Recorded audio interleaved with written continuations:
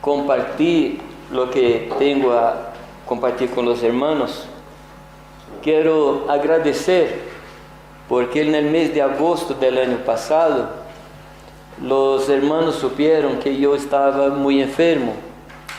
En realidad estuvo muy enfermo. Mi familia y la congregación pensaban que Dios iba a promoverme en aquel tiempo. Pero Dios consideró que eu não estava digno de ser promovido, então me ha dejado um pouco mais aqui, hasta que eu esteja preparado para receber uma nova patente, não? Por enquanto, estamos aqui. Pero o que sucedeu foi que, contando um pouquinho, e vou tentar contar muito rapidamente para que se interem de lo sucedido.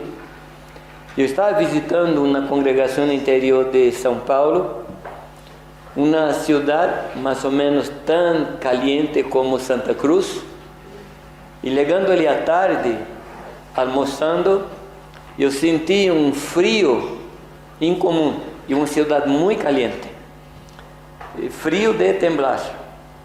Almocei um pouquinho melhor, depois me acostei um ratito, e fui para a reunião de pastores nessa cidade. E depois da reunião, volvimos para a casa que nos hospedava, e ali novamente muito temblor. Na manhã seguinte fui ministrar a palavra para os pastores e segurava o micrófono como se tivesse mal de Parkinson.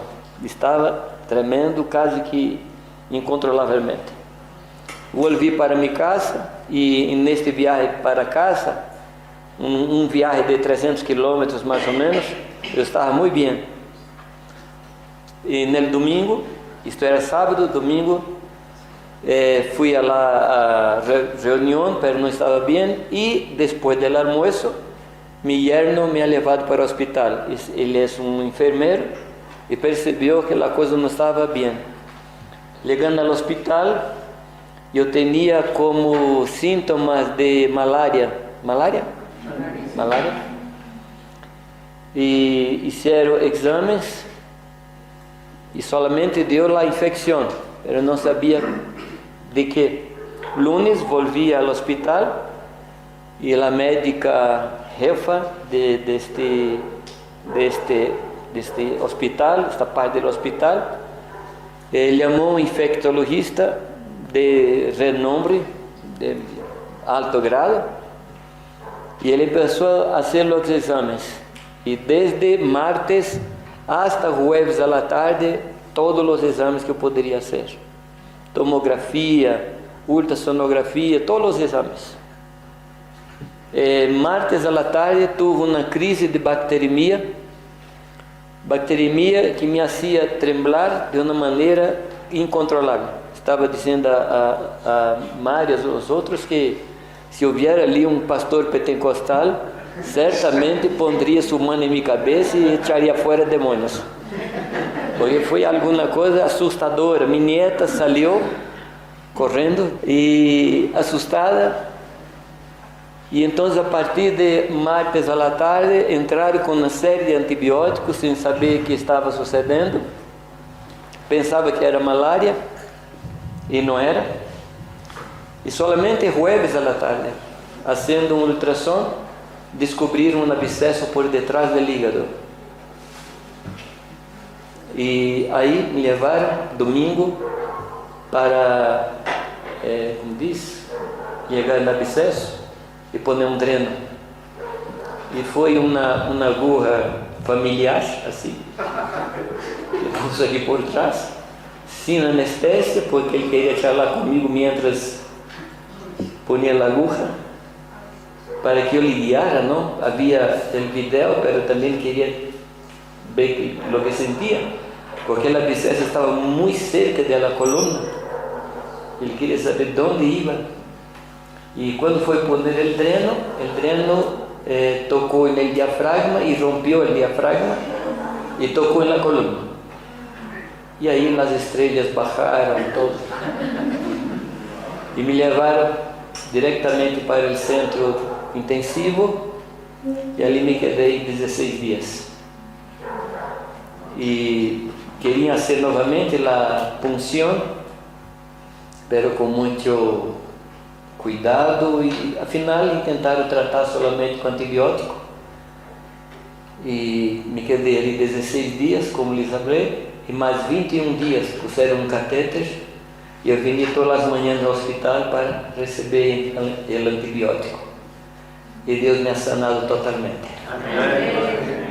Eles sacaram material do abscesso, pero já estava morto o material, então não sabem o que sucedeu. Ele disse alguma coisa que eu he comido ou tomado em mis viagens. Então eu não sei o que sucedeu. Sei que nesses dias Deus nos bendijo harto. Deus nos falou muito profundamente naqueles dias no hospital. E estava com muitos problemas de agenda, uma agenda terrível. Você não calcula. Houve tempo que entre maio e junho eu viajei 80.000 quilômetros. Então calcula como estava minha agenda já. E os irmãos diziam: Jamé, tu deves parar. Eu não sabia como. Um grupo de pastores vino hasta mí y dijo: Jamé, tú necesitas parar. Digo: bueno, voy a parar y voy a empezar a parar con ustedes. Él dice: no, con nosotros no, pare con otros. Y realmente yo no sabía cómo parar. Y pedí que Dios hiciera, y Dios hizo. Me puse en el hospital, me habló muchas cosas. Y una de las cosas que Dios me habló es que mi ministerio necesitaba de enfoque, de concentración.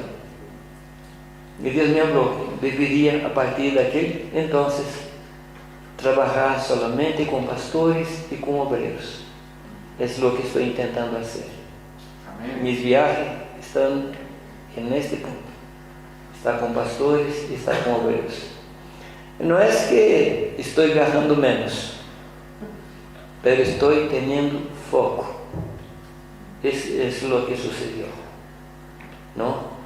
Y en este tiempo en el hospital, Dios me habló de un asunto que yo estaba buscando, estaba intentando entender. Y hay una expresión en las escrituras, ese no es el tema, parte del testimonio. Hay una expresión en las escrituras, expresión 3 días, que ocurre en las escrituras 72 veces. La expresión 3 días. Y esto me llamó la atención. Yo fui a leer cada versículo que hablaba de 3 días. Y lo que percibí es que la expresión 3 días es una expresión muy importante. Tú vas a encontrar la expresión 3 días en el libro de Nehemías. Cuando Nehemías recibe da parte de Dios la tarea de la reconstrucción de los muros de Jerusalén. Y cuando él llega en Jerusalén, él para 3 días antes de hacer cualquier cosa, ¿se acuerdan? Si tú fueras para el libro anterior de Esdras, cuando Esdras llega en Jerusalén, de la misma manera, para 3 días, sin hacer nada. Si volveres más en la historia, vas a encontrar a Josué. Cuando Josué envía los espías se quedan desaparecidos, ¿se acuerdan? 3 días. Como no había WhatsApp, Josué no sabía dónde estaba. Y cuando llegan y dan la noticia a Josué de cómo estaba Jericó, Josué para 3 días. ¿Se acuerdan? Cuando Mordecai, o Mardoqueo, no sé cómo es la Biblia, Mardoqueo, cuando él llega para Esther, para que Esther tome una actitud e interceda delante del rey, Esther intenta huir de la situación y él pregunta, ¿no es por si acaso para esta hora que tú estás en ese lugar? ¿Y qué pide ella? Que las personas ayunen por ella 3 días. No voy a citar las 72 veces, algunas solamente. Cuando los judíos piden a Jesús un señal, que hable, otro señal no será dado sino el señal de Jonás. Como quedó en el vientre del pez 3 días, así también el Hijo del Hombre va a quedarse 3 días en el vientre de la tierra. Y Pablo, ¿qué sucedió con él? 3 días sin ver. ¿Se acuerdan? En realidad, no es una cuestión de días, pero una cuestión de actitud.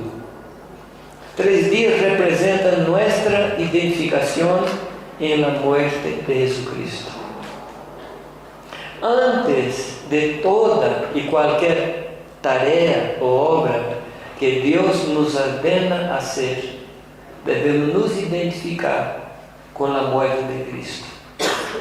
Debemos morir con Él.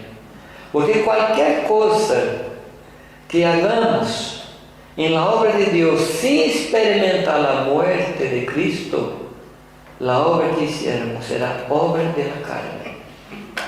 No podemos servir al Señor sin experimentar su muerte, porque las obras de la carne producen muerte. Las obras del Espíritu producen vida. Y esos 3 días no son 3 días, es una identificación de actitud. En mi caso, mis 3 días fueron 16.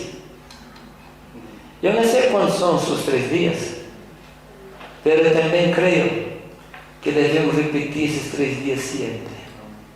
La identificación en la muerte de Cristo. Yo he dicho a los hermanos pastores que necesitamos predicar a los hermanos 3 asuntos principales. Es el bautismo, la Santa Cena y las finanzas. Porque esas 3 cosas tocan en el vivir diario de los hermanos.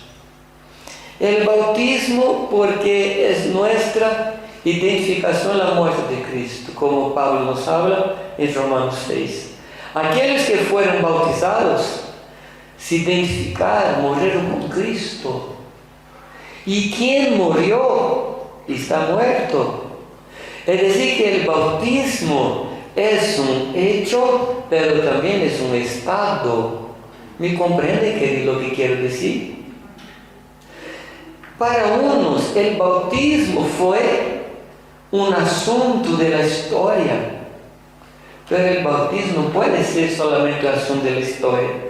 Debemos renovar la experiencia del bautismo a cada mañana, experimentar la muerte de Cristo en nuestras vidas a cada mañana, para que podamos experimentar el poder de la resurrección. Si no experimentamos la muerte, no experimentamos la resurrección.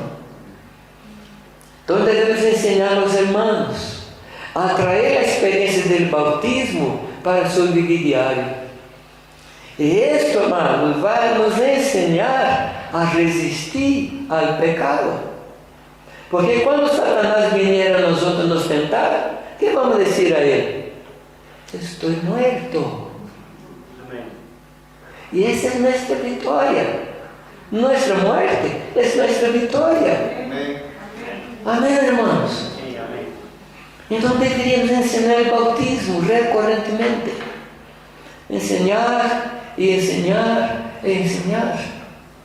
El otro tema es la Santa Cena. Dios mediante quiere hablar un poquito de eso en estos días que vamos a estar aquí. Si el bautismo es mi identificación con la muerte de Cristo, la Santa Cena es mi identificación con el cuerpo de Cristo. Y este asunto es tan serio que la falta de discernimiento provoca en la iglesia, ¿quién se acuerda del texto de 1 Corintios 11? Enfermedades, muerte y debilidad espiritual. Eu creio, queridos, que se não discernir, produz sonho, debilidade e muerte, o discernimento provocará despertamento, despertará saúde, despertará vida. Depois quero falar um pouquinho mais disto. Se não discernimos o corpo de Cristo, não podemos receber a graça de Deus que está no hermano. E 2 vezes, em 1 Coríntios 11, estou adelantando o mensagem, mas vou dar solamente um trailer. 2 vezes, Pablo nos diz: en esto não les halago. ¿Se acuerda? 2 vezes, nesse texto. Está correto? Não les halago? Está assim em castelhano? E uma delas, porque não esperavam os uns por os outros. Agora, ¿sabes qué? En las congregaciones distribuimos el pan, distribuimos el vino y dijimos: hermanos, vamos a esperar los unos por los otros. Y a mí comando, en el 3, porque el pan en la boca y empieza a amasar. ¿Es de eso que Pablo está hablando? No. Pablo está hablando de esperar a los débiles. Pablo está hablando de esperar a los que están atrás.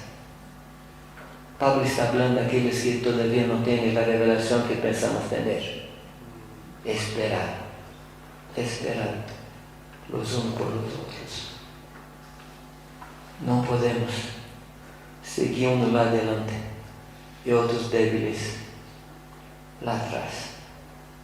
Deben enseñar. La tercera doctrina, finanzas. Cuánta equivocación en la iglesia y en la vida de los hermanos.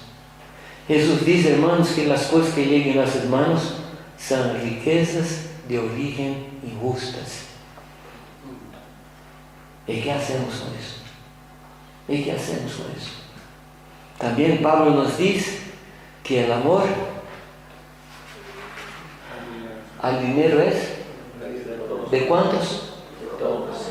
Si el amor al dinero es raíz de todos los males, necesitamos enseñar. Pero ¿qué sabe suceder, hermanos?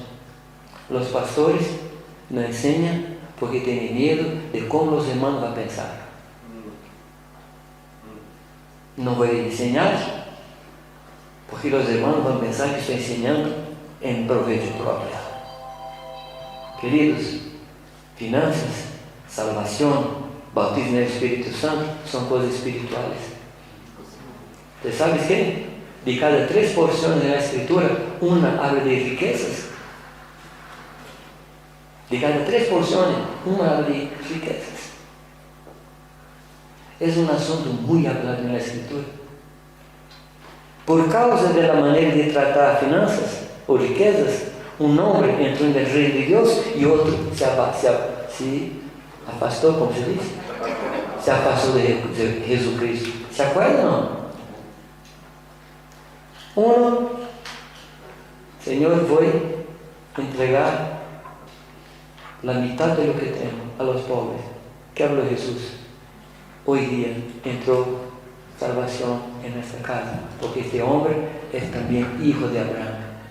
Y el otro se alejó de Cristo porque era muy rico. la manera de tratar finanzas puede nos llegar a Cristo y puede nos pasar de Cristo. Les pregunto, ¿es un asunto espiritual? ¿Sí o no? Son asuntos de nuestro vivir diario. Pero quiero volver al bautismo, la experiencia del bautismo. Necesitamos como pastores experimentar en nuestras vidas el morir diario en la obra de Dios. Amén. Bueno, nuestro tema no será muerte. Nuestro tema es para los muertos, los que murieron en Cristo y están vivos ahora para Él, para hacer la obra de Dios.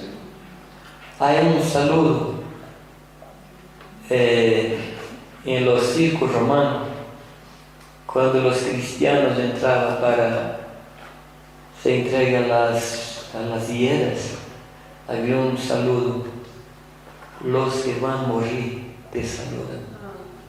Y nosotros somos los que estamos muriendo con Cristo los días, y solamente así la obra de Dios llegará a buen término.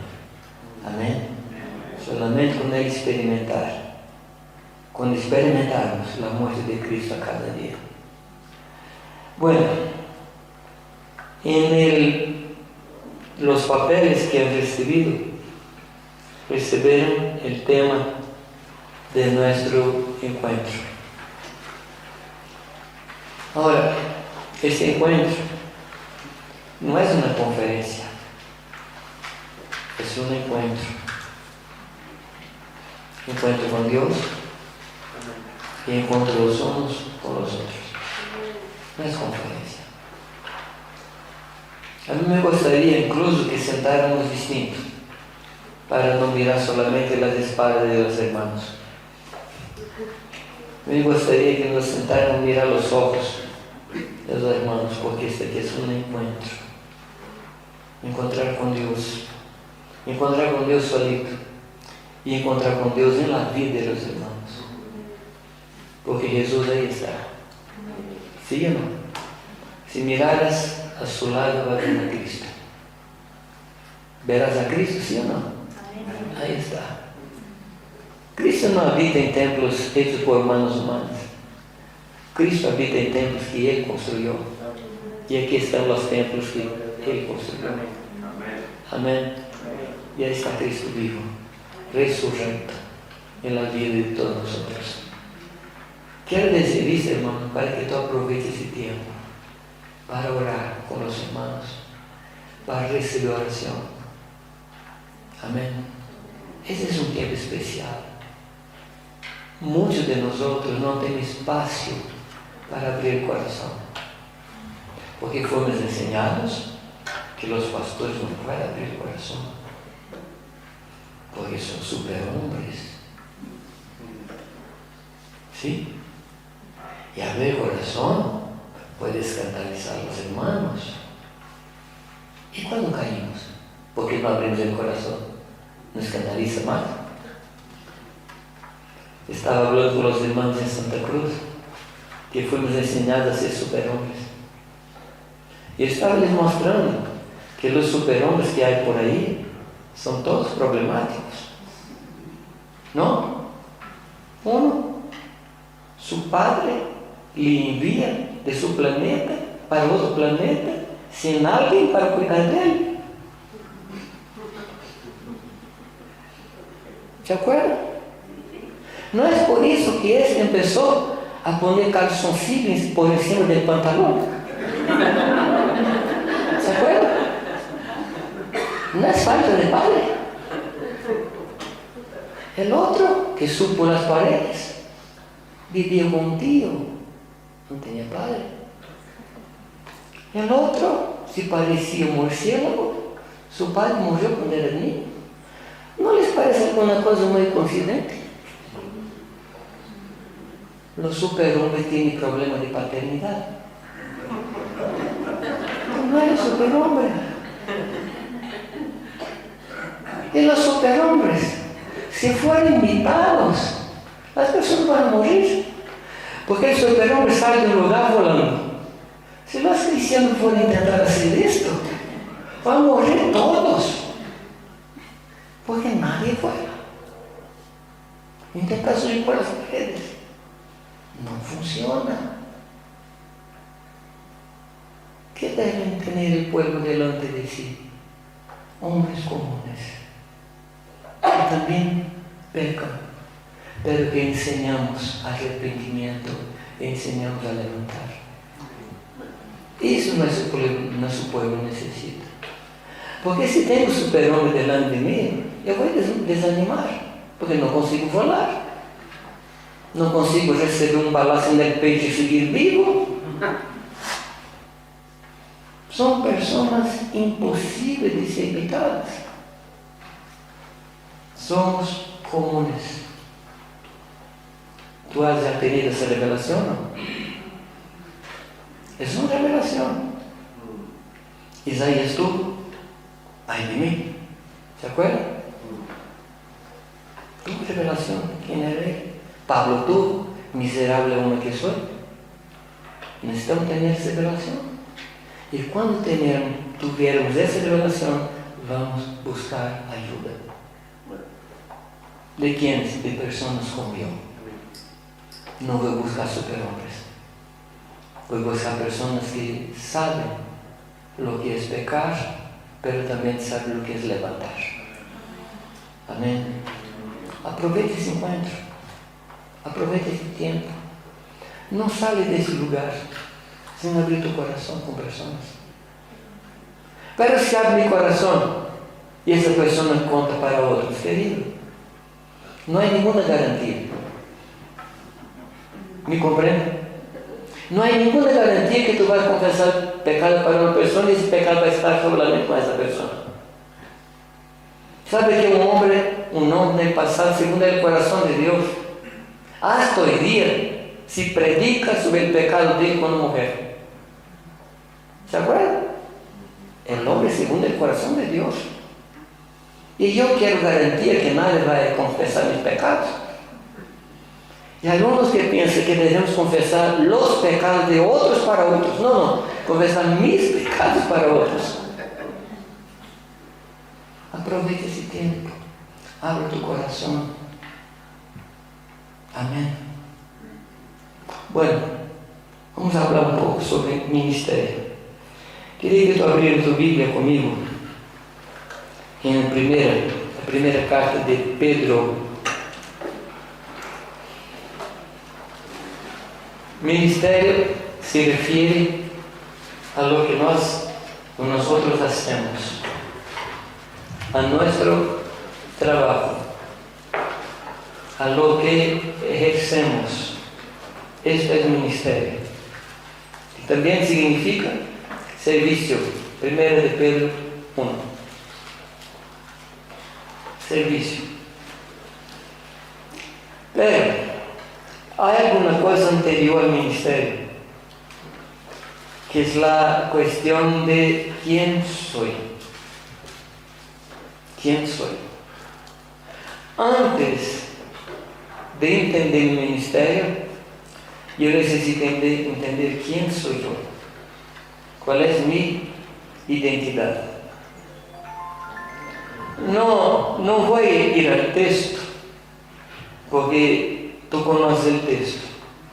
Antes de Jesucristo entrar en el ministerio, la primera cosa que sucedió con él, en el bautismo, fue escuchar una voz de los cielos diciendo: tú eres mi Hijo amado, en quien tengo complacido, ¿se dice? Complacencia. Y después va para el desierto para ser tentado. ¿Y tentado en qué? ¿Cuál fue el enfoque de la tentación? Su identidad. Su identidad. En un momento Dios dice: tú eres. Y en el desierto, si tú eres. ¿Se acuerdan?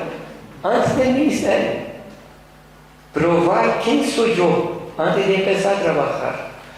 Solamente después disso, en Lucas 10, que ele entra en la sinagoga y agarra el libro y dice: el Espíritu del Señor está sobre mí, por lo que me ha ungido para. Ahí entra el ministerio. Y muchos de nosotros queremos conocer el ministerio sin conocer a nosotros mismos.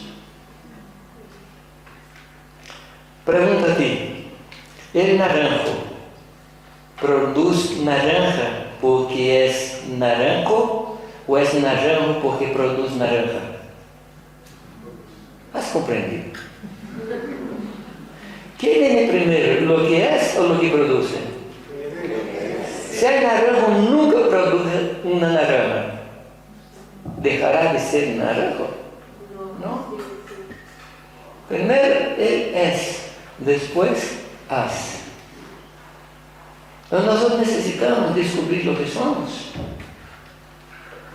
Y mira, estoy adelantando algunas cosas. Cuando Pablo cae por tierra, y la escritura no dice que cae del caballo, del camelo, no dice, habla simplemente que cae por tierra. Dios le pregunta: ¿por qué me persigues? Y Pablo, ¿qué dice? Responde con otra pregunta: ¿quién eres tú? ¿Verdad? Identidad. Y Dios habla: yo soy Jesús a quien tú persigues. ¿Qué más dice? Entra en la ciudad, que lá te dirán lo que debes hacer. Aquí hay un secreto. ¿Quién va a decir lo que soy? Son mis hermanos. Mis hermanos dicen lo que soy. Mis hermanos dicen mi ministerio, mi servicio. Después vamos a hablar un poquito más de esto. Pero primero viene el ministerio. Y esta carta de Pedro, esta carta, como la carta de Santiago, la carta de Hebreos, son cartas que son dirigidas a un grupo de personas. ¿Se acuerdan? Santiago, Hebreos, Pedro. Son dirigidas a un pueblo especial. ¿Quiénes son ellos? A los dispersos, ¿cómo se dice? Dispersos. A los dispersos. ¿Y cuándo fueron dispersos? Hechos 8:1. Ahí se inicia la dispersión. Ese pueblo que había recibido el bautismo del Espíritu Santo ¿para qué? El mismo propósito de Lucas 4, el mismo propósito de Isaías 61. El Espíritu del Señor está sobre mí, pelo que me ungió para salir. ¿Y qué estaba haciendo la iglesia en Jerusalén? No salía. Y más o menos 6 años, ahí estaba. Agora lhe pregunto: ¿quién así mismo gostaria de salir de una iglesia donde había apóstoles tremendos, con sanidad tremenda, no había ningún necesitado, pan todos los días, milagros todos los días? ¿Quién así gostaria de salir de esa iglesia? Por isso quedaron más o menos 6 años, hasta que vino una santa y buena persecución, una hermosísima persecución. 6 años más o menos de retraso. Y fueron dispersos, salieron. Y esas cartas son para los dispersos, las personas que están en todos los lugares. Y todas esas 3 cartas hablan de cómo se comportar en un ambiente que no es su ambiente. Las 3 cartas, de Santiago a los Hebreos y esta carta de Pedro. ¿Cómo se comportar? Vamos a ver, primero habla de nuestra origen, habla que nosotros somos extranjeros, está en el versículo 1. En el versículo 2 dice quién somos, dice que no somos eleitos, se dice, ¿Cómo está escrito en tu versión? Elegidos. Después, dice que nós fuimos, no capítulo 3, fuimos engendrados, nuevamente, engendrados se dice, engendrados, y después en el capítulo 5 dice que fuimos guardados. Entonces está hablando que Dios hizo con nosotros. Primero fuimos elegidos. Amén. ¿Y cuándo fuimos elegidos? ¿Quién se acuerda? Efesios capítulo 1. O sea, antes que pudiéramos praticar alguna cosa de conquistar a Dios, antes que naciéramos y nuestros ojos lindísimos conquistar al Señor, antes que hiciéramos cualquier buena obra, Dios nos ha elegido. Amén. O sea, no es por nuestro mérito, es porque Dios quiso, por la soberanía de Dios. Amén.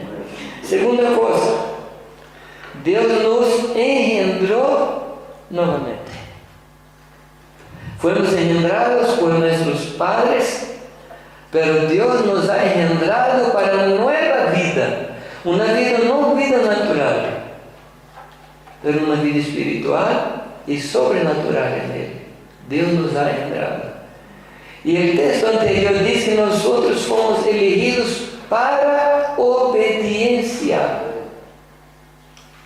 O sea, queridos, no está en la economía de Dios la posibilidad de un cristiano desobedecer.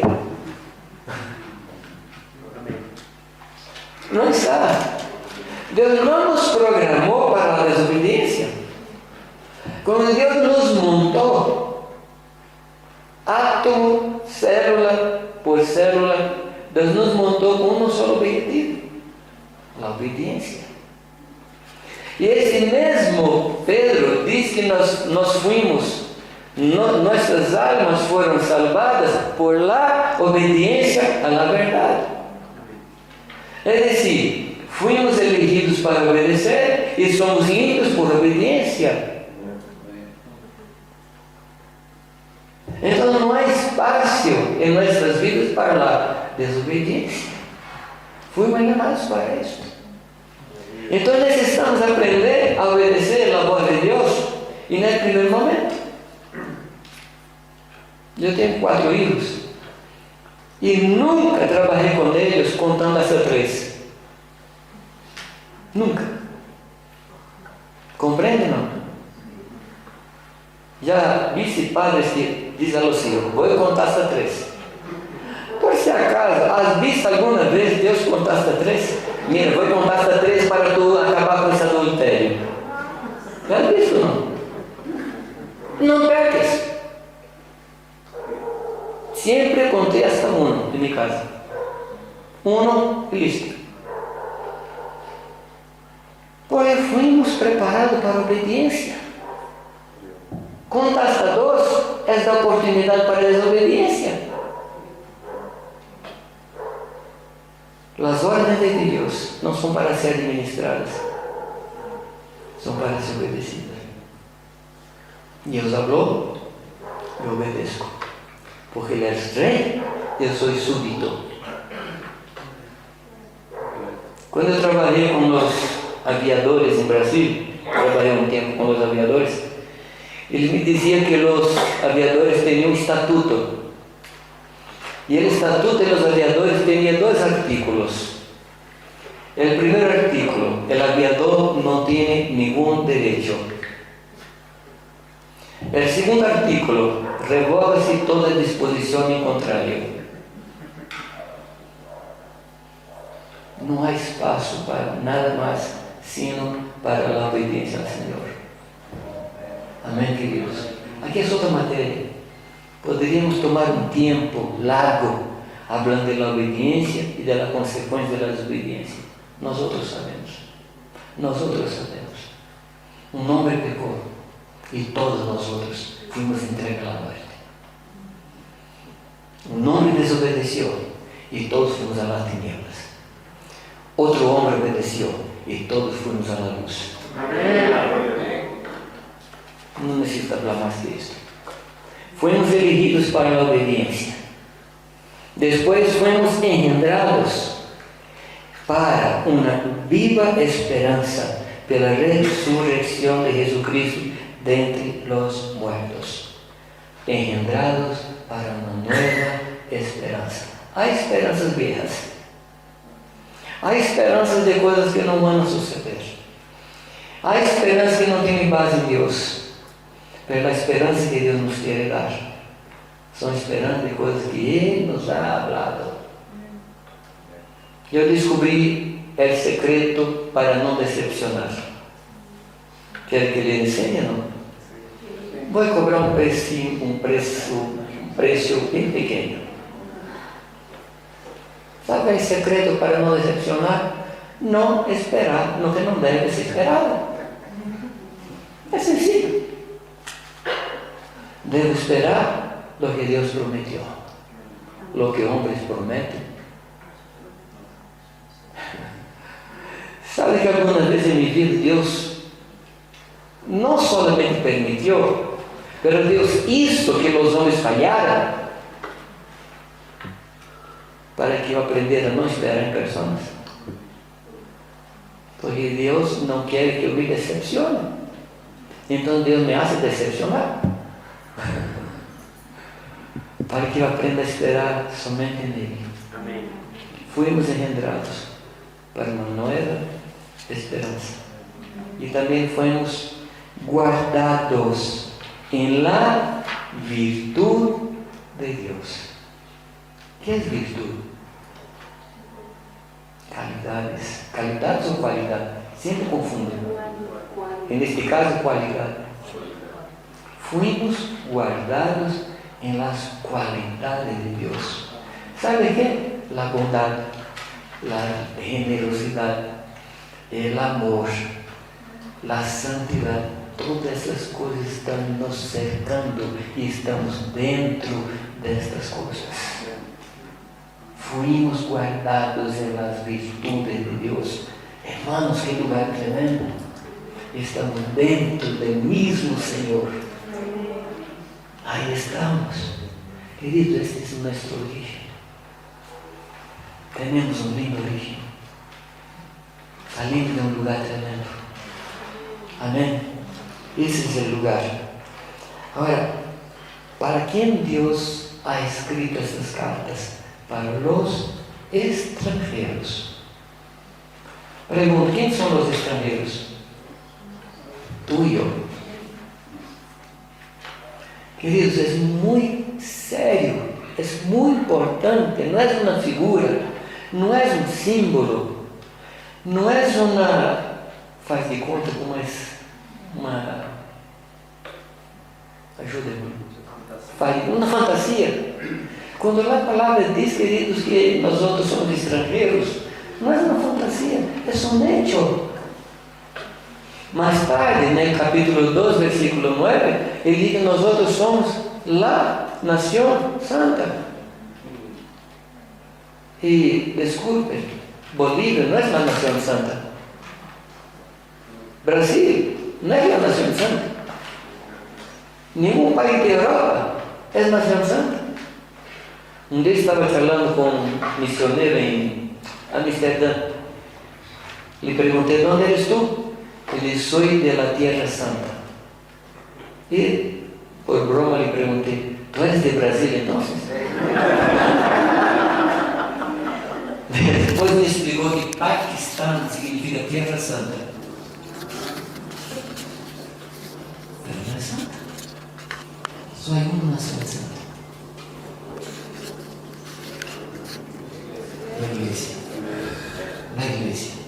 Que necesitamos encarnar. Precisamos tomar la mentalidad de nación.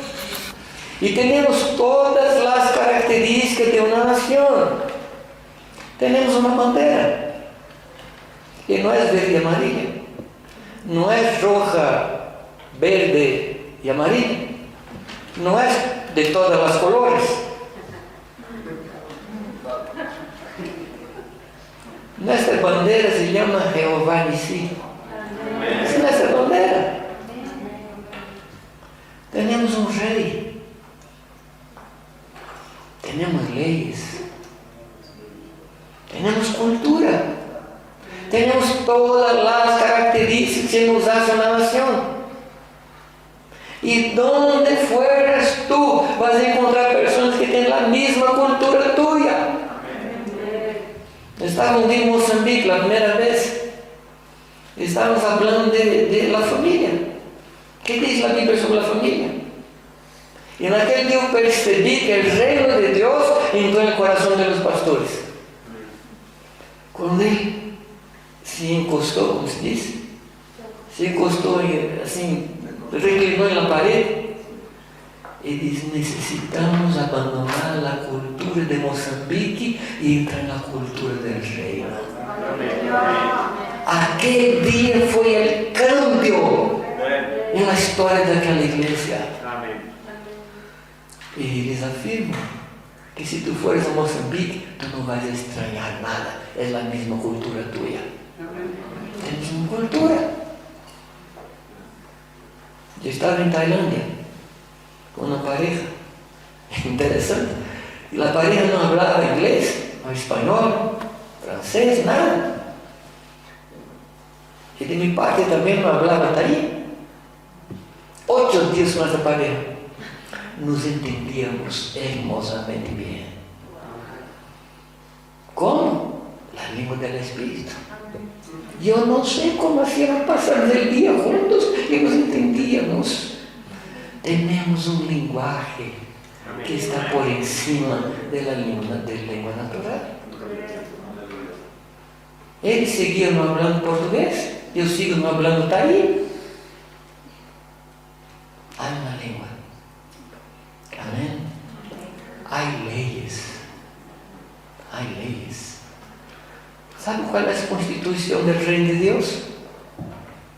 Mateo 5, 6 y 7. Ahí está la constitución.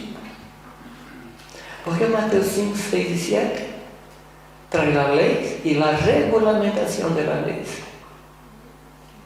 Y son leyes para toda la nación santa. Esta carta entonces fue escrita para los extranjeros. Tú eres extranjero en Bolivia. Tú no eres boliviano. Ahora, yo sé que muchos bolivianos son muy patriotas. No es malo respeitar y cuidar del lugar donde estamos. Si tú estás visitando una casa que no es tuya, tú cuidas de ella, ¿verdad? Pero ali no es tu casa.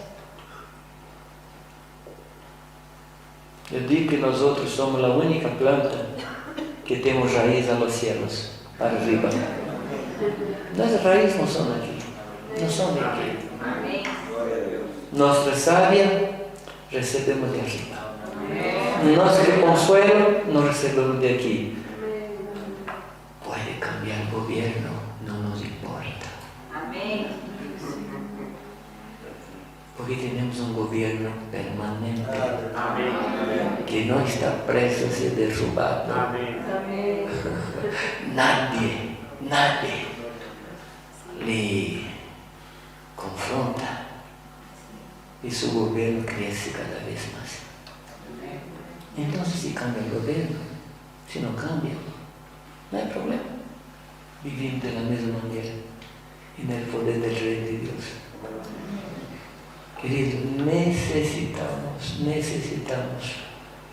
Porque si adquirimos la mentalidad de nación santa, vamos a comprender que tenemos un papel aquí. Si no comprendemos que no somos de aquí, no vamos a saber por qué estamos aquí. ¿Me comprenden? Si yo no sé que no soy de Bolivia, no voy a saber por qué estoy aquí. Pero yo sé por qué estoy aquí. Porque no soy de aquí. Yo vine con una misión especial. ¿Me comprenden? Entonces, no sé si esta palabra en castellano es mandatorio. mandatorio que comprendamos que nosotros no somos de esta tierra. No somos de la nación santa, prestados a las naciones de esta tierra. Somos prestados. No tenemos raíz, no tenemos compromiso con la nación natural, tenemos compromiso con la nación santa. Y en el versículo 13, Pablo nos enseña, o Pedro nos enseña, cómo vivir en medio a una cultura que no es la nuestra. Cuando tú vas a Inglaterra, tú debes aprender la cultura de allí. No para vivir, pero por ejemplo para no ser atropellado. ¿No? ¿Por qué? Porque el tránsito en Inglaterra, en Mozambique, en África del Sur, en Japón, es del otro lado. Entonces, cuando tú vas a atravesar un calle, ¿para qué lado miras? No mires para acá, mira para acá. Porque si tú miras para aquí, tú no sabes que le pegó. Debes mirar aquí. Y siempre en alerta. Ali estoy siempre en alerta. Estoy en Inglaterra, no estoy en Brasil, estoy en Inglaterra. ¿Dónde viene el coche? De aquí. Siempre alerta. Eu devo me adaptar à cultura, como viver nessa cultura. Pero mi cultura no es inglesa. Mi cultura es del reino de Dios. Amén. E como enseña ele que devemos estar, como devemos comportar? Versículo 3. Por lo tanto, ¿con qué dice el texto en castellano? Ciñendo los lomos de vuestro entendimiento. Ciñendo los lombos de vuestro. Mira, Pedro me parece una confusión. Ciñendo los lombos del entendimiento. ¿Dónde están los lomos? ¿Dónde están los lomos? Lomos, ¿no? Para el hombre natural, el lomo es lo que lo sostiene. Esto es que nos mantiene de pie. Para el cristiano, los lomos están aquí, es lo que nos mantiene de pie. Las cosas espirituales son un poquito diferentes de las cosas naturales. Un poquito solamente. Lo que me mantiene parado es mi lomo, el lomo de mi entendimiento. Y tú vas a encontrar este verbo, esta palabra, ceñendo, en otro lugar muy interesante que es Éxodo 12, que habla de cómo las personas tomaban la Pascua. ¿Se acuerdan? A la tardecita tomaba el cordero, a la medianoche mataba y después comía. ¿Y comía cómo? Los lomos ceñidos. ¿Y cómo se ciñe? Era una ropa larga, ¿no? Y quien vivió en el interior del país sabe, cuando las mujeres estaban en la orilla del río para lavar las ropas, ¿cómo ellas hacían con su falda? Agarraba, ralaba y pone aquí, para tener movilidad, para tener practicidad. Y ese texto dice, de Éxodo 12, que ellos deberían comer con las vestes ceñidas, con los pies calzados, porque estaban de salida. La cena habla que estamos de salida. ¿Sí o no? La cena habla que nosotros no somos de aquí, que estamos de pasaje. Esse texto de Éxodo 12, por favor, estude esse texto. Esse texto habla de coisas tremendas. Em um momento era um povo escravo, em outro momento era uma nação. ¿Se acuerdan? Em um momento era um povo que estava bajo esclavitud. Em outro momento era uma nação, tinha nacionalidade. ¿Y qué necesita una nación? La sangre en las puertas.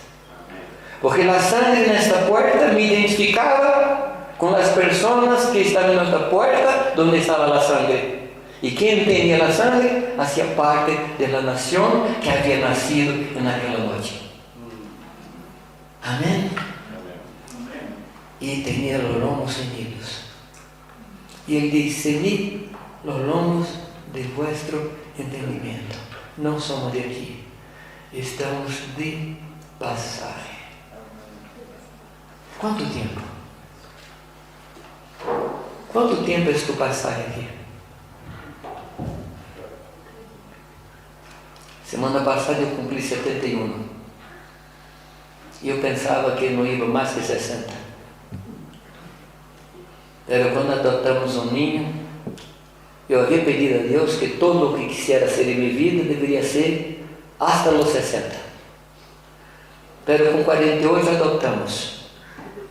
Então, quando foi chegando cerca de 60, eu comecei a pensar: este ninho, eu com 60, ele com 12, vai estar com minha esposa, e ele um adolescente.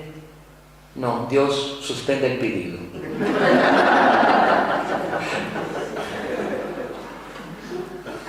E aqui estamos.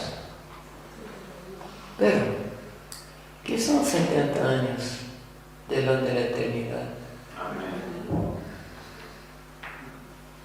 São nada.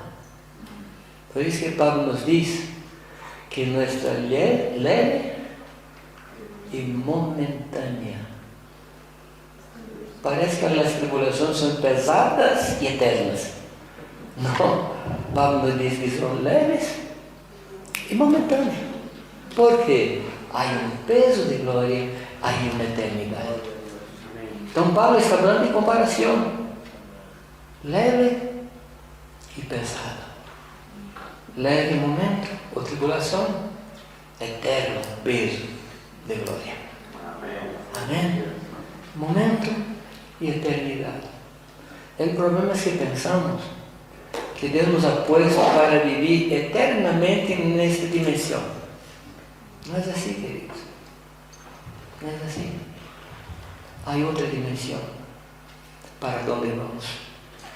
Se tu pedir que eu explicara, não me pida que eu não sei explicar. Sim? Então, não há pergunta nesta parte. Não pergunte que não vou explicar, porque eu não sei.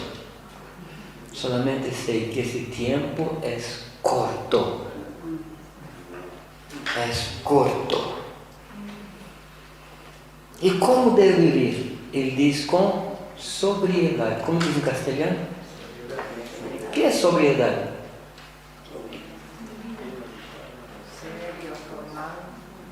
Sobriedade é o antônimo, se diz? Antônimo de borracho.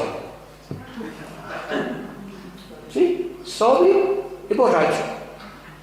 É o antônimo direto de sobriedade, é borracho. É o antônimo direto. E ele borracho não tem consciência de nada. Tu pode fazer qualquer coisa com borracho. Ele não tem ideia de peligro, não tem ideia de altura, não tem ideia de distância, não tem ideia de ancho, de angosto, nenhuma ideia. E ele nos ensina a ser sóbrio, a pensar, a ser consequentes. A palavra diz que os jovens devem ser prudentes, mas e os viejos não devem ser prudentes? ¿Qué es la prudencia? Es calcular las cosas que hacemos. Es pensar antes de hacer. Es percibir las consecuencias de nuestros hechos. Muchas cosas que nós hacemos, dizemos, si yo pensara, no habría hecho. ¿Sí o no? ¿Cuántos aquí pasaron por eso? No necesito levantar la mano. Creo que la mayor parte de nosotros pasamos por eso. Falta de sobriedad. Sobriedade também está conectada com moderação. Se acorda de Pablo quando diz que nós não hemos recebido espírito de cobardia e temor, pero de amor, poder e moderação, que é a palavra traduzida para domínio próprio. Moderar é a capacidade de pensar de raciocinar. Eu he insistido com os irmãos para usar um dom que Deus nos ha dado, que está puesto aqui dentro, chamado cérebro. Cérebro. É um dom que Deus nos ha dado e é para ser usado. Não é pecado usar. Há irmãos que fazem coisas terríveis, não pensam. Uma vez Mitiano me ha contado uma história, não sei quantos conhecem Mitiano, um irmão de Argentina. Ele diz que uma senhora liga para ele e diz: Mitiano, eu tenho um problema muito sério, eu é pecado. Estou contando aqui porque este caso é público, sim? Eu é pecado contra meu marido. O que devo fazer? Irmã, só é um caminho que tu confesses para teu marido. Ele, pero pastor, se conto, ele me mata. E me perguntou: e que mereces tu? Está escrito, a adúltera deve ser apedreada. Então, irmão, te dou um conselho: dobra tu rodilha, confessa a Jesus, pide a sangre de Cristo que te cubra, e se tu marido matar-te, tu estás salva.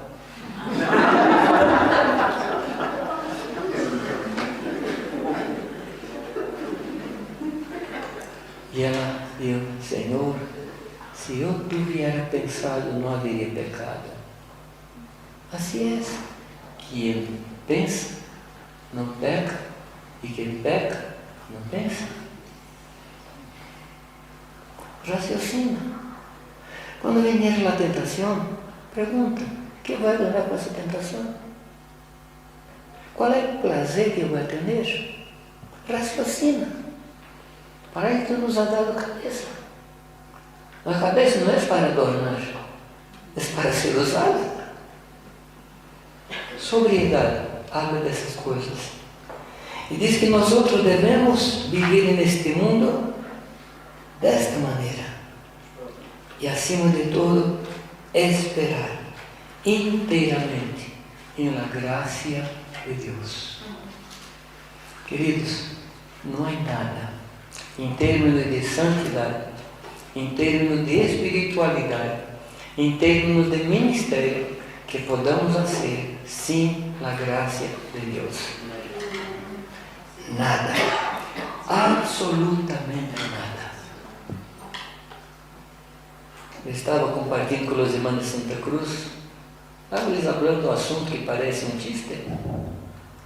Mas a coisa mais básica para o ser humano é a respiração. E que nos permite respirar?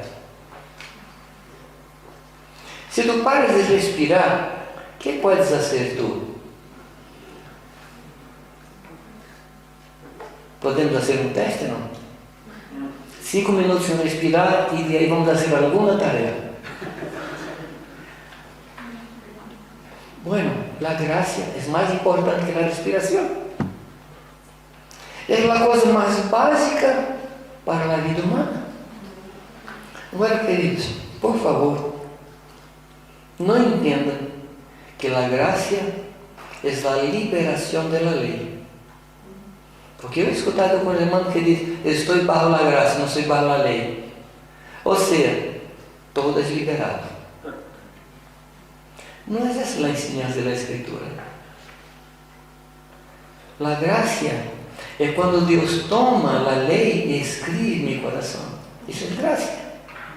Agora eu não obedeço mais porque tenho medo do inferno.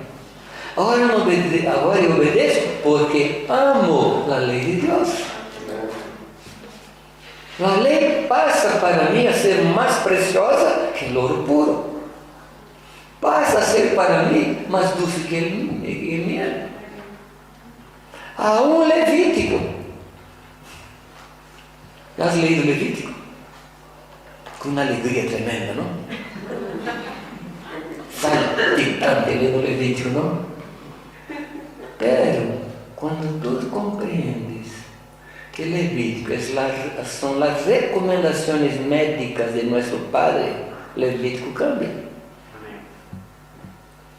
Quando compreendes a intenção por la qual Deus nos deu as leis, Tú vas a amar las leyes aunque no las comprenda. Como un hijo que escucha un nombre del Padre. Padre, no comprendo, pero te amo y tú me amas, entonces basta. La confianza en el amor y la intención de Dios. Estoy muy convencido que siempre que la Escritura habla de la gracia, está hablando del Espíritu Santo. Yo no sé si tú piensas distinto, pero estoy convencido. Porque así como Dios es amor y Jesús es nuestra justicia, yo entiendo que el Espíritu Santo es la gracia de Dios. La gracia de Dios es la capacidad para que podamos obedecer al Señor. Es la capacidad para hacer la obra de Dios. Y Él dice esperar enteramente, o sea, esperar completamente en la gracia de Dios. Yo no puedo. Pablo habla de esto. Yo hizo más que todos los otros, ¿se acuerdan? Pero ¿qué dice más él? No yo, pero la gracia que opera en mí. La gracia de Dios. Amén, hermanos. ¿Cuál es tu experiencia con la gracia de Dios? La gracia de Dios nos hace descansar. La gracia de Dios nos permite que no esperemos nada de nosotros. Porque de nosotros mismos, queridos. Cuando Cristo dice que sin mí nada puede hacer, ¿qué quería decir Cristo? Que sin Él nada podemos hacer. No hay interpretación. Es que para nosotros nada es casi nada. ¿Verdad? Las palabras absolutas de Jesús para nosotros son relativas. Por ejemplo, decimos, todo mundo vino en la reunión. Es decir, que 8 billones de personas están en la reunión. Decimos, nadie vino hoy, somente fulano y tal y tal y tal. Para nosotros las palabras son relativas. Pero cuando Jesucristo dice, nada podéis hacer sin mí, es nada. Entonces, voy a hablar una cosa solamente para los pastores. Desiste de intentar ser santo. Sé santo. No intentes ser santo. Solamente sea santo. Porque tú no vas a poder ser santo. La santidad es una dádiva de Dios. Y somos santos porque Dios habita en nosotros, en Dios Santo. Y cuando descansamos en Él, su santidad va entrando en todas las áreas de mi vida, sin fuerza. ¿Se acuerdan de las vestes de los sacerdotes? Que eran vestes que no podían ser de lana para que no sudara. Vestidos. A Dios no le agrada el sudor para la santidad. La santidad es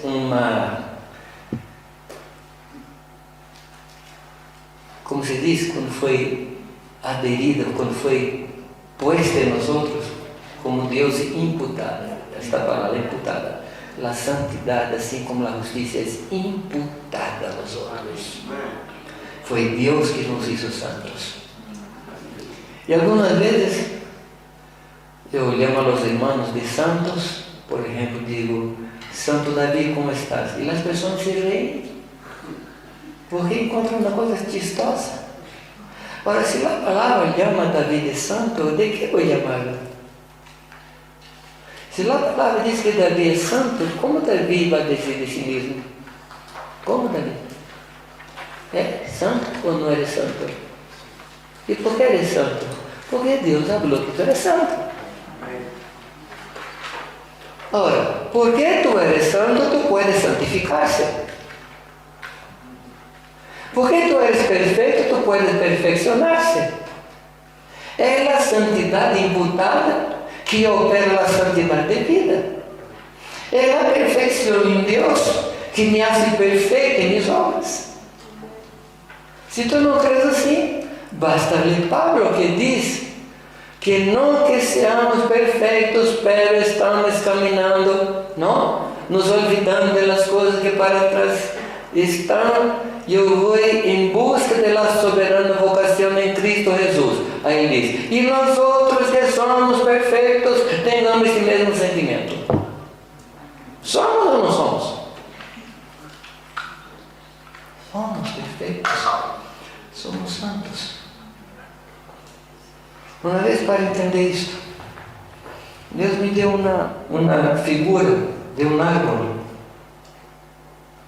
¿De dónde viene la savia para los frutos? De la raíz. Correcto. Y cuando tomas un árbol, un olivo mal, un naranjo mal, ácida, y injerta en un olivo bueno, durante un tiempo, los frutos de este olivo mal, de este naranjo mal, de este naranjo ácido, durante un tiempo va a producir naranjas ácidas. Pero va a llegar un momento que la savia vendrá dentro y llenará todos los ramitos del naranja. Y todos los frutos serán buenos. Entonces, por favor, tenga paciencia conmigo. Porque ustedes vendrán algunos frutos que son ácidos en mi vida. Pero les digo que el Señor está trabajando, que la savia está aquí y va a tomar todas las áreas de mi vida. Amén. Tenga paciencia conmigo, ¿sí? Amén. Estamos en este proceso con el carácter de Dios, la naturaleza de Dios. Y dice que debemos esperar en la gracia, versículo 14, como hijos obedientes. Percibe novamente la obediencia aquí. Queridos, es poco hablar de obediencia. Por más que hablemos de obediencia, es poco hablar de obediencia. Porque es fundamental la obediencia en nuestras vidas. Como hijos obedientes, no os conformando con las concupiscencias que antes había en vuestra ignorancia. Mas como es santo aquel que vos llamó, sed vosotros también santos en toda vuestra manera de vivir.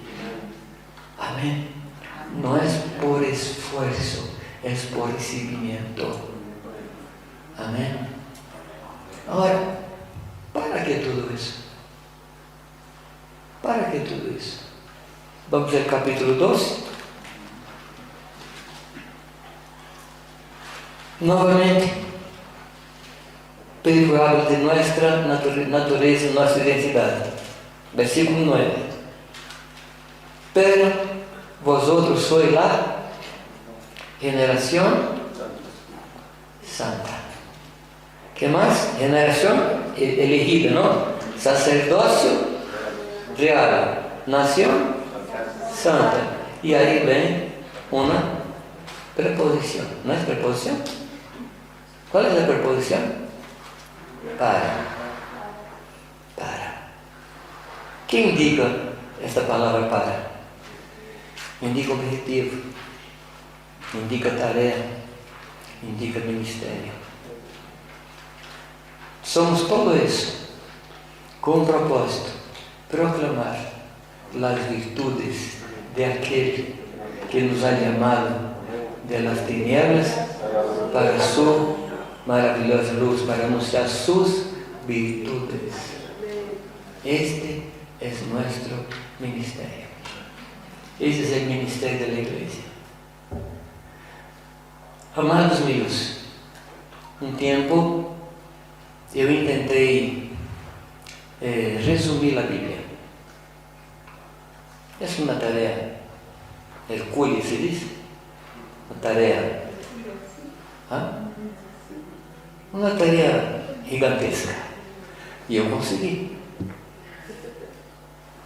No en términos de libro, en términos de asunto, de tema.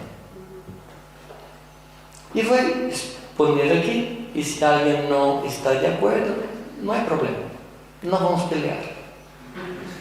¿Ok? Pero es mi convicción. Y si estoy equivocado, ore por mí y me enseñe. Estoy diciendo con toda humildad. Yo descubrí que en la Escritura hay solamente dos grandes temas. Primero, santidad al Señor. Una vida dedicada a Él. Porque Dios nos ha comprado para Él.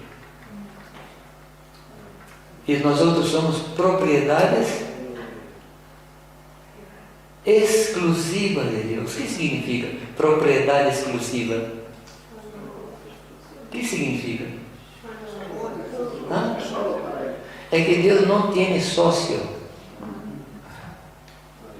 Somos de Dios y Dios no tiene socio. Él es dono absoluto de nuestras vidas. Él no nos divide con nada, con nadie, ni con nosotros mismos. Entonces, todo el trabajo de Dios es nos traer para sí mismo, desde la creación. Cuando Dios creó al hombre, Dios creó al hombre para tener comunión con Él. Esto le llama santidad, porque es separación para Él. La separación es separación del mundo, pero separación para Él.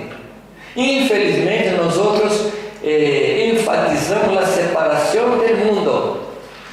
Y durante un tiempo en Brasil, por lo menos, los cristianos eran conocidos, los creyentes en aquel tiempo, los creyentes eran conocidos por aquello que no hacían. Ahora tú eres creyente, tú no bailas, no tomas. Pero nosotros no somos de los que no hacen. Digo que tengo vecinos cerca de mi casa que también no hacen. No toman, no pelean con las mujeres, no patean los perros. Yo vivo cerca de un cementerio. Y hay creyentes que tienen santidad en el cementerio. Pero no es la santidad que Dios quiere. Dios quiere la santidad de los practicantes de buenas obras. Porque para eso fuimos criados. Cuando Jesucristo en Marcos 3:14 separa los 12, separa primero para estar con Él. Eso se llama santidad. Jesucristo escoge aquele que Ele mesmo quiso para estar com Ele. ¿Se acuerda de Marcos 3:14? Assim diz. Então, a santidade que Deus quer não é uma santidade de obras, de hechos, mas uma santidade onde nos dedicamos ao Senhor de coração, somos amigos dele. Queridos, vou dizer uma coisa que parece óbvia. Quando Deus criou Adão e Eva, não criou porque Ele queria um grupo de pessoas lhe adorando todo dia. Isso Ele temia Los Ángeles. E Los Ángeles não lhe dava nenhum trabalho. Sim ou não? Ele não necessitava, irmãos, vamos adorar-me neste momento. Assim era, não? Deus não criou o homem porque ele estivera uma carência. Deus criou o homem porque ele tinha de sobejar, como é que diz? De sobra. Deus tinha, como diz, sobejar? De abundância. Deus não criou o homem porque ele era carente de adoradores. Deus criou porque ele tinha abundância de amor. E ele queria pessoas que ele pudesse amar, que ele pudesse dividir com o homem sua glória, suas riquezas, a natureza, a terra. Isso que ele queria. Já pensaste em ter filhos que eles adoram a ti e te amam por decreto? Hora de adoração, todos arrodilham delante de mim. Não, Deus não quer isto. Sabe que muitas vezes veo pastores dizendo isso aos irmãos: hermanos, temos que adorar. Não temos que adorar. Você sabe que até Satanás adora? Sim ou não? Está assustado? Cuando Jesús llega delante del Gadareno, ¿se acuerdan? Que dice la palabra de Dios que el Gadareno vino y adoró al Señor. ¿Qué es adorar? Es dobrarse delante de alguien que es más poderoso que yo. Pero ese tipo de adoración no es la que Dios quiere. La adoración que Dios quiere es la adoración que parte de un corazón que ama, de la gratitud, porque la sepultura no alaba. La sepultura no alaba. Quien alaba al Señor son aquellos que aman a Dios. Por amor amamos al Señor. No porque tenemos miedo del pastor, tenemos miedo del dirigente de culto, no. Amamos en el culto, amamos fuera del culto, amamos donde sea. Porque amamos al Señor. Adoramos a Él. Amén. Dios crió al hombre para tener comunión con Él. Esto es santidad. Durante, no sei como se diz em castelhano, na viração do dia, como é que diz, Picor? Como é que diz? A viração do dia, como é que diz em castelhano? El término de Génesis. Entardecer, pero en hebraico es una palabra muy interesante. Cuando el viento volvía, el viento del Espíritu Santo. En la historia Dios hablaba con el hombre. En el mover del Espíritu, Dios hablaba con el hombre. No voy a contar más porque sucedió después un cuadro muy triste. No voy a parar aquí. Y a mí no me gusta hablar de este texto, porque ahora está hablando de otra cosa. Este fue el motivo de Dios crear el hombre. Andar con Él. Y santidad no habla de obras, habla de actitud delante del Señor. Claro, que dejamos aquel que no agrada al Señor, claro. Pero no dejamos por miedo, dejamos por amor. Esa es la primera cosa. Es el primer asunto de las Escrituras. Cuando no hubiera más nada que hacer en términos de iglesia, ¿qué vamos a hacer? Declarar la santidad de Dios en adoración. Amén. Entonces, para mí es el primer gran tema de la Escritura, que sobrepasa Apocalipsis. El segundo gran tema de la Escritura es hacer discípulo. Hacer discípulo. Queridos, ese tema fue tan importante que fue el último tema antes de Jesús subir a los cielos.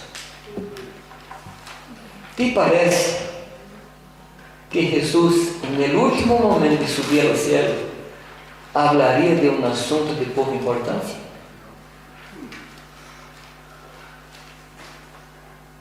Raciocina conmigo. Él murió en la cruz, pagó todos los pecados, y según los evangelios, Él sufrió todas las tentaciones, cumplió toda la voluntad de Dios, hizo todo lo que el Padre quería que hiciera, murió y pagó todos los pecados de los hombres. ¿Sí o no? ¿Sí o no? Los pecados del pasado, los pecados del presente y los pecados del futuro. ¿Sí o no? Los pecados que yo cometí, que yo cometo y que voy a cometer. ¿Sí? ¿Correcto? Estoy forzando. Todos los pecados. La palabra dice que el Cordero quitó el pecado del mundo, de todas las épocas. Ahora, no significa que yo voy a pecar.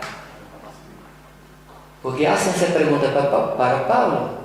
Pablo pregunta a él, entonces por causa de la gracia vamos a pecar. ¿Qué responde Pablo? ¿Cómo pecaremos si morremos con Él? Tú estás muerto. O sea, asume tu identidad de muerto y no peques más. Cuando Satanás viniera, ¿qué vas a decir a él? Satanás, va a tentar a los vivos, porque yo morí con Cristo. Amén. Entonces Él deja ese tremendo regalo para todos los hombres de la tierra. Pregunta a ti, todos los hombres saben que Cristo murió por ellos.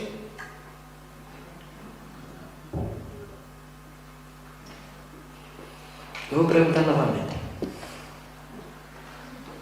Jesucristo murió por todos los hombres. Perdonó los pecados de todos los hombres. Pregunto, ¿todos los hombres lo saben? Entonces ellos van a ser salvos. Por favor, no crean que Dios tiene otra cosa sino el nombre de Jesús y la muerte de Jesús para salvar a los pecadores. No crean, porque es blasfemia. Hay un solo camino, una sola verdad y una sola vida. Y si no anunciamos esto, los hombres están muertos. ¿Y quién debe predicar?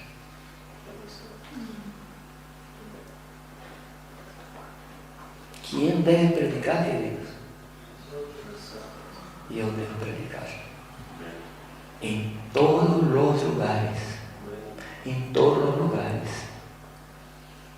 Y este tema es tan importante también que en Mateo 24:14 que dice: y será predicado este evangelio del reino, entonces vendrá el fin. O sea, el hacer discípulo es la última orden de Cristo, y predicación del evangelio del reino anuncia y trae nuevamente Señor Jesús para la tierra. Pregunto a ti, ¿hay alguna otra cosa más importante para la iglesia que hacer discípulos? Es nuestra naturaleza predicar el evangelio. Es nuestra tarea. Déjame convencerte un poco más. Hay dos cosas que alegran harto el corazón de Dios. Una de ellas es cuando un santo muere. ¿Sí o no? Cuando un santo muere, hay fiesta. Al final llegó. No sé si hay bebida ya, pero hay una fiesta tremenda. Porque mi hijo ha llegado. Y hay otra cosa que alegra el corazón de Dios. Cuando un pecador se arrepiente. Yo digo a los hermanos que hay dos maneras de alegrar el corazón de Dios. O muere o predica. O muere y va a alegrar al Señor, o predica para que los pecadores se arrepientan. Son esos dos grandes temas de la Escritura.